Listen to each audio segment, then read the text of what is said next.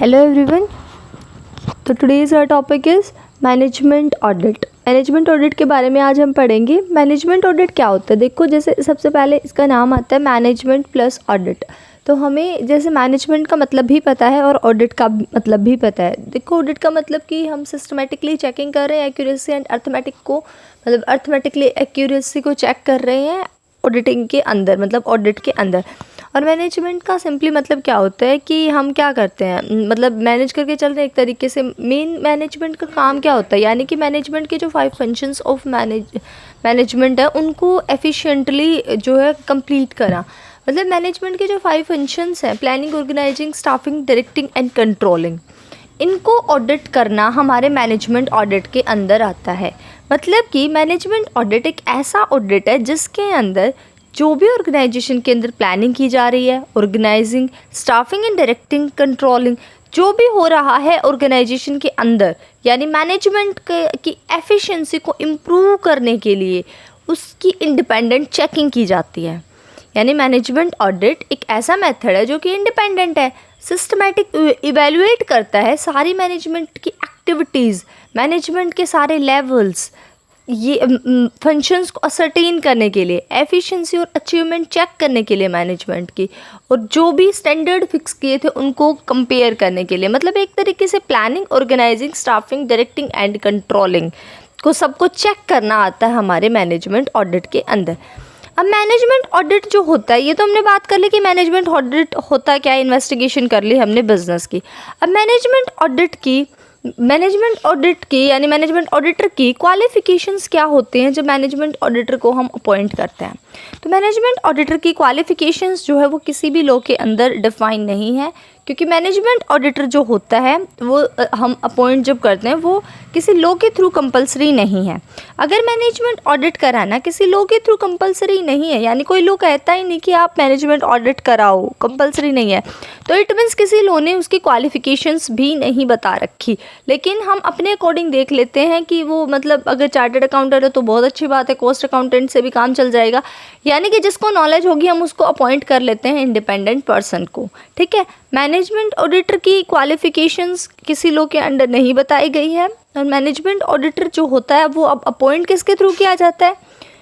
Management auditor जो होता है वो हमारे जो शेयर होल्डर्स होते हैं या फिर बोर्ड ऑफ डायरेक्टर्स होते हैं वो अपॉइंट कर सकते हैं एक फॉर्म को, मतलब चार्टर्ड अकाउंटेंट की फॉर्म में उसको अपॉइंट कर सकते हैं एज एन मैनेजमेंट ऑडिटर। और जो डिसीजन लिया जाएगा मतलब कि उनके बिहाफ पे, वही फिर फाइनल होगा। बात क्या होता है कि मैनेजमेंट ऑडिटर वैसे भी ग्रुप ऑफ पर्सन्स के थ्रू किया जाता है मैनेजमेंट ऑडिट, क्योंकि मैनेजमेंट ऑडिट के अंदर बहुत सारे लोग शामिल करने पड़ते हैं, क्योंकि हम पूरे मैनेजमेंट को ही स्टडी कर रहे हैं, चेकिंग कर रहे हैं। तो इसके अंदर cost accountant, investigation expert, scientist, technical engineer, ये होने ज़रूरी हैं। तो मैनेजमेंट ऑडिट के अंदर एक ग्रुप ऑफ पीपल होना ज़रूरी है जो जिनके पास सारे नॉलेज हो, कि चाहे कॉस्ट अकाउंटेंट की होना चाहिए, मतलब होने चाहिए ये सारे, एक्सपर्ट भी होना चाहिए, कॉस्ट अकाउंटेंट भी होना चाहिए, साइंटिस्ट भी होना चाहिए, टेक्निकल इंजीनियर भी होना चाहिए, ताकि वो पूरे ऑर्गेनाइजेशन को, पूरे मैनेजमेंट को ढंग से एक बार स्टडी कर पाएँ और जो भी उनकी फाइंडिंग्स हैं वो दे पाएँ कि क्या उन्होंने अपने रिपोर्ट के अंदर क्लैरिफाई किया है। उसके बाद जो रेम्यूनरेशन होती है मैनेजमेंट ऑडिटर की, वो भी सेंट्रल गवर्नमेंट की अप्रूवल के बाद डिसाइड की जाती है। वैसे जो मैनेजमेंट ऑडिटर की होती है क्वालिफिकेशंस, वो क्या होता है कि नॉर्मली एक चार्टर्ड अकाउंटेंट या कॉस्ट अकाउंटेंट को हम अपॉइंट करते, तो जो कॉस्ट अकाउंटेंट और चार्टर्ड अकाउंटेंट होता है जिसको हमने अपॉइंट किया, वो एग्रीमेंट के बेस पे, मतलब कि जो भी रेम्यूनरेशन उनको दी जाएगी तो उनके बीच में जो एग्रीमेंट हुआ होगा उसके अकॉर्डिंग दी जाएगी।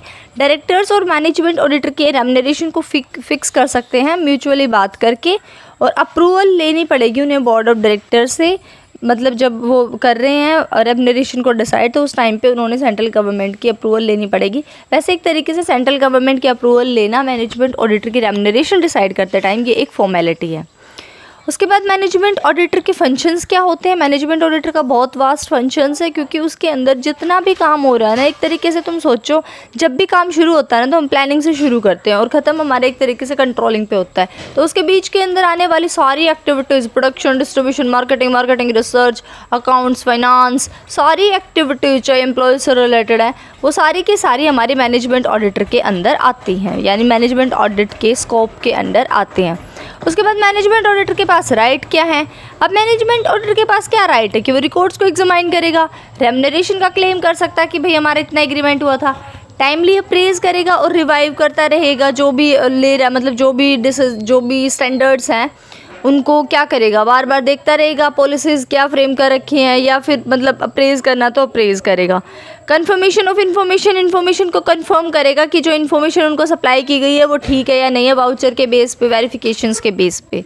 एनालिटिकल टेक्निक्स का यूज़ करेगा। देन उसके बाद साइन द ऑडिट रिपोर्ट, और उसके बाद लास्ट में जब ऑडिट रिपोर्ट प्रिपेयर हो जाएगी तो उसके ऊपर साइन करना भी ऑडिटर का राइट है।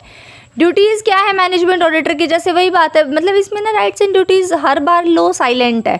जब लो साइलेंट होता है तो हम अपनी जजमेंट के बेस पे, यानी हमारी जो कॉमन अंडरस्टैंडिंग है उसके बेस पे हम बता देते हैं कि ड्यूटीज़ हो सकती हैं कि स्टेटमेंट ऑफ प्रोडक्शन को वेरीफाई करना, इंक्वायरी कंडक्ट करे, डॉक्यूमेंट्स एंड रिकॉर्ड्स को एग्जामाइन करे, कंफर्म करे जो भी इन्फॉर्मेशन सप्लाई की गई है वो ठीक है या नहीं, ऑब्जर्व करे पर्टिनेंट एक्टिविटीज़ इन कंडीशंस, इन्फॉर्मेशन को कोरिलेट करे, कंपैरिजन करे, रिव्यू करे प्रोसेस ऑफ मैनेजमेंट का, honest, faithful and hard working होना चाहिए ऑडिटर को, सबमिट करे मैनेजमेंट ऑडिटर रिपोर्ट को। उसके बाद मैनेजमेंट ऑडिटर को रिमूव कब किया जाएगा। मैनेजमेंट ऑडिटर को रिमूव किया जा सकता है बोर्ड ऑफ डायरेक्टर्स के थ्रू भी और शेयर होल्डर्स के थ्रू भी। अगर ऐसा केस है जब जो अपॉइंटमेंट मैनेजमेंट ऑडिटर की हुई थी वो बोर्ड के थ्रू हुई थी तो बोर्ड उसको रिमूव कर सकता है, ठीक है। अगर ऐसी बात है कि वो शेयर होल्डर्स के थ्रू अपॉइंट किया गया था तो बोर्ड ऑफ डायरेक्टर्स उसको रिमूव नहीं कर सकते जब तक वो शेयर होल्डर्स के अप्रूवल ना ले लें। और ऐसे केस में जब वो मैनेजमेंट ऑडिटर को रिमूव कर रहे होते हैं तो ये ज़रूरी होता है, मैंडेटरी है कि अप्रोप्रिएट नोटिस दिया जाए ऑडिटर को, रीज़न बताया जाए कि हम आपको क्यों जो है रिमूव करना चाह रहे हैं, और वो मतलब वो भी सारे जो भी ये जो कॉपी है कि हम इसको रिमूव करना चाहते हैं इस ऑडिटर को, ठीक है, और उसको मतलब ऑडिटर को रिमूव करना चाहते हैं, ये बात हम शेयर होल्डर्स को भी बताएंगे। अगर board of director share holders के थ्रू जो अपॉइंट किया गया ऑडिटर है उसको अगर रिमूव करना चाहते हैं तो ऐसे केस में क्या होगा, स्पेशल रेजोल्यूशन पास अगर हो जाता है 75% शेयर होल्डर का, वो ज़रूरी है। अगर वो 75% एग्री हो जाते हैं शेयर होल्डर्स कि हाँ इस ऑडिटर को रिमूव करना चाहिए तो फिर उस ऑडिटर को क्या कर दिया जाता है, रिमूव कर दिया जाता है। उसके बाद मैनेजमेंट ऑडिट रिपोर्ट जो होगी वो करेक्ट होनी चाहिए, डीप होनी चाहिए, क्लियर और सिंपल होनी चाहिए। इसके अंदर जो भी फैक्ट्स होंगे, मतलब जो भी आपने एनालिसिस किया है, जितनी भी इन्फॉर्मेशन आपने कंटेन की है वो सभी होनी चाहिए। जैसे हम नॉर्मली बनाते हैं ना रिपोर्ट, वही बातें आ जाएंगी इसके अंदर कि ज़्यादा हमारी वाइड ना हो, जो आप कहना चाह रहे हो उसे आप ब्रीफली कह सको, लेकिन इतना भी ब्रीफ में नहीं कि उसका मीनिंग ही चेंज हो जाए, ठीक है।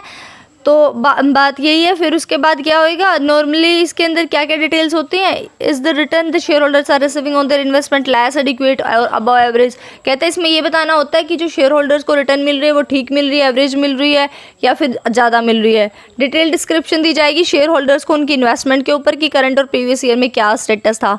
उसके बाद कंपैरिजन किया जाएगा वर्किंग कॉस्ट का ऑर्गेनाइजेशन का, और मतलब उस ऑर्गेनाइजेशन का दूसरे ऑर्गेनाइजेशंस के साथ। डेविएशंस फाइंड आउट किए जाएंगे, डेविएशंस के रीज़न पता लगाए जाएंगे, plant and machinery maximum production दे रही है या नहीं ये पता लगाया जाएगा, लेबर कॉर्डियल है या नहीं है ये पता लगाया जाएगा, और इस ऑर्गेनाइजेशन का ब्राइट फ्यूचर है या नहीं है। ये सब कुछ होने के बाद, यानी जब भी वो सजेशन और इम्प्रूवमेंट दे रहा होगा वो इस बात को ध्यान में रखेगा कि ये जो सजेशंस और इम्प्रूवमेंट आप दे रहे हो, मतलब ऑडिटर, वो इम्प्लीमेंट हो सकते हैं या नहीं। अगर वो इम्प्लीमेंट हो सकते हैं तो ऐसे टाइप के ही सजेशंस प्रोवाइड करे। और लास्ट में जब वो रिपोर्ट के एंड में एक ब्रीफ समरी सी और देगा कि मतलब अगर आपको क्लियरली समझ नहीं आ रहा, रिपोर्ट पढ़ने का इतना टाइम नहीं है, तो आप वो समरी पढ़ के भी आइडिया ले सको और आपको पता चल सके कि क्या है, ठीक है। मतलब ऑर्गेनाइजेशन का मैनेजमेंट ऑडिट करने के बाद हमने ये फाइंडिंग्स मिली हैं, ठीक है। तो एक तरीके से हम उसका क्या देंगे, हम उसका एक ब्रीफ भी देंगे, ठीक है, ब्रीफ समरी भी देंगे। तो ये तो था हमारा मैनेजमेंट ऑडिट। जब बात ये आ जाए ना कि किसी लॉ के थ्रू कोई चीज़ कंपलसरी नहीं है तो बहुत इजी हो जाता है एक तरीके से उसको पढ़ना हमारे लिए, क्योंकि इसके अंदर ज़्यादा रूल्स एंड रेगुलेशंस आपको नहीं मिलेंगी। मतलब आपको स्ट्रेट फॉरवर्ड बातों को समझना है कि मैनेजमेंट ऑडिट एक तरीके से होता क्या है, एफिशिएंसी को इंक्रीज़ करने के लिए किया जाता है। ऐसी बात नहीं होती कि ये मतलब, और एक और बात कि जो मैनेजमेंट ऑडिट होता है वो फाइनेंशियल ऑडिट से अलग होता है। देखो फाइनेंशियल ऑडिट के अंदर हमने कहा था कि फाइनेंशियल ऑडिट केवल फाइनेंशियल रिकॉर्ड्स को वेरीफाई करता है और इसका जो नेचर था मतलब फाइनेंशियल बिहेवियर को वेरीफाई करना था। लेकिन मैनेजमेंट ऑडिट के अंदर वो फाइनेंशियल रिकॉर्ड्स के साथ साथ मैनेजमेंट एक्टिविटीज़, यानी कि एक तरीके से ये बात नहीं है कि वो केवल ये चेक कर रहा है जैसे फाइनेंशियल ऑडिट के अंदर था कि जो बुक्स ऑफ अकाउंट्स प्रिपेयर होके आ गई, P&Ls, बैलेंस शीट, उनको चेक कर रहा था। और मैनेजमेंट ऑडिट का तो मतलब ये है कि आपने ये डिसीजन लिया तो क्या ये डिसीजन ठीक था, आपने ये प्लानिंग इस तरीके से की तो क्या ठीक था, ऑर्गेनाइजिंग आपका ऑर्गेनाइजेशन स्ट्रक्चर ऐसा है तो क्या ये सही है, परफेक्ट है या आपको चेंजेस करने चाहिए, ठीक है, आप स्टाफिंग किस तरीके से कर रहे हो। मतलब हर चीज़ को मैनेजमेंट ऑडिटर के अंदर हर चीज़ को देखा जाता है, जबकि उसके अंदर मेनली फाइनेंशियल रिकॉर्ड्स को चेक किया गया था। फाइनेंशियल ऑडिट जो था वो फाइनेंशियल एस्पेक्ट से रिलेटेड था और कोई डायरेक्ट रिलेशन नहीं था एक्टिविटीज़ का, मतलब जो भी मैनेजमेंट डिसीजन ले रहा उनसे रिलेटेड डायरेक्ट नहीं था। लेकिन यहाँ पे मैनेजमेंट ऑडिटर के अंदर हम क्रिटिकली वेरीफाई करेंगे और ऑर्गेनाइजेशनल स्ट्रक्चर को चेक करेंगे, ऑर्गेनाइजेशन का कैसा है, यानी कौन किसका सुपीरियर कौन किसका सबऑर्डिनेट है, कैसे उनके अंदर रिलेशनशिप्स हैं। फाइनेंशियल ऑडिटर प्रेजेंट करता है report for a specific period on the specific date of the financial position, कि profit and loss account financial position क्या है एक ऑर्गेनाइजेशन की। जबकि मैनेजमेंट ऑडिटर जो अपनी रिपोर्ट प्रिपेयर करता है उसके अंदर क्या बताता है, management during a specific period and give the necessary suggestions for achieving the objective. ये बताता है कि स्पेसिफिक पीरियड मैनेजमेंट का की रिपोर्ट के बारे में बताता है कि मैनेजमेंट इस तरीके से काम कर रहा है और नेसेसरी सजेशंस भी प्रोवाइड करता है कि आपको इस डायरेक्शन में चलना चाहिए, ठीक है, यानी कि आपको आप यहाँ पे मिस्टेक कर रहे हो, आई थिंक आपको अगर ये चेंज करो तो आप ये ला सकते हो, मतलब ऐसे सजेशंस मैनेजमेंट ऑडिटर को प्रोवाइड कराने चाहिए।